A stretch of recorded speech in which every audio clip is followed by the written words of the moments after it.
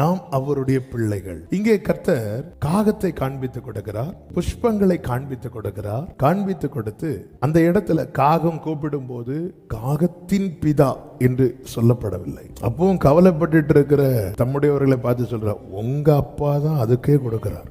உங்க அப்பாவால இந்த காகம் வாழ்கிறது. அவரை அப்பா என்று அழைக்காதவைகளையே அவர் பிழைப்பூட்டுவார் என்றால், அவரை அப்பா என்று அழைக்கிற உரிமை பெற்ற அவருடையவர்களுக்கு அவர் செய்யாமல் இருப்பாரோ?